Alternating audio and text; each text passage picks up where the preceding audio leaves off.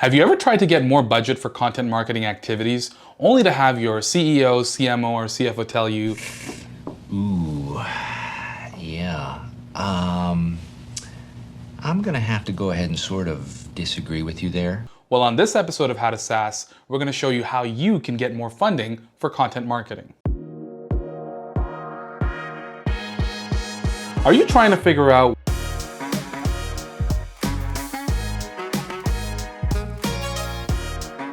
This is actually a very common problem that content marketers face because the business requires content to be produced across all stages of the funnel, right from top of funnel all the way down through to product marketing, advocacy, and thought leadership. And so content marketers are often stretched thin, short on resources, and they need more budget to do the things that they need to do to help the business be more successful. Unfortunately, most content marketers can't make a great enough business case to get funding when it comes time to figure out which areas of the business need to get more funding. So on this episode, I'm going to show you 4 ways you can go about making sure content marketing gets a seat at the table and the right amount of funding. Number 1, you need to know your unit economics. This is something that I would try to answer even during the interview process before I even started to work at any company as a content marketer. You need to know how much does it cost them to acquire a customer. What is the lifetime value of that customer? How much money does the business make with that customer that has been brought in through the door? How much do we make in the first year that that customer is with us? And how long does it take us to break even on the marketing spend? The reason this is important is so that we can figure out how much we can spend to ultimately acquire a customer at the top of the funnel. Now, when you look at content marketing activities, there are people working on it, there's money going into it and budget. We have to figure out at that top of the funnel, based on those 4 key unit economic metrics, what is it that we can spend on content marketing? Number 2, you need to know your full funnel. Those unit economics that we discussed are actually made up of other metrics that ultimately contribute to the overall customer acquisition cost. So for example, if you're driving MQLs or form submissions from the content that you're generating, well, we need to know out of those MQLs, how many became sales accepted leads? Out of the sales accepted leads, how many actually ended up becoming opportunities or sales qualified leads? And out of those, how many actually did we end up closing for the business so that revenue was actually coming in?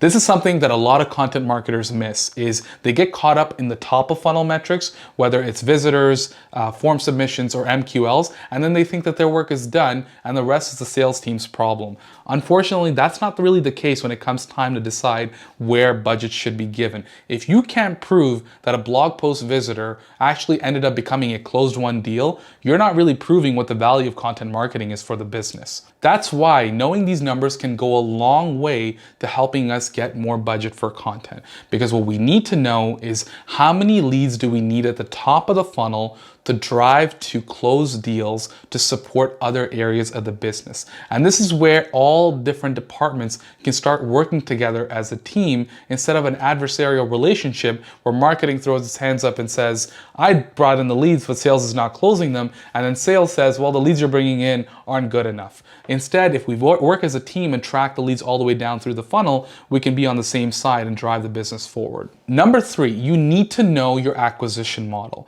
Similar to the way we need to know what our MQL to SQL to close rate is, we need to know what are the activities that are going into driving those MQLs in the first place. So for example, if we write 5 blog posts a month and they generate X amount of organic site visitors, how many email submissions do we get based on that? And out of those email submissions, how many people lead to a demo request form, a free trial form, or attend a webinar to get that lead score high enough to become an MQL? Similarly, for channels like paid media, we need to know out of all the dollars that we're spending on places like Google AdWords or Capterra or G2 Crowd or Facebook, what percentage of the visitors or clicks that we're getting on our ads are actually becoming MQLs. So by building out the full acquisition model for the marketing side of the business and figuring out what contributes ultimately to that MQL, we now have a full funnel breakdown all the way through from someone who didn't know us and is just a visitor, all the way down to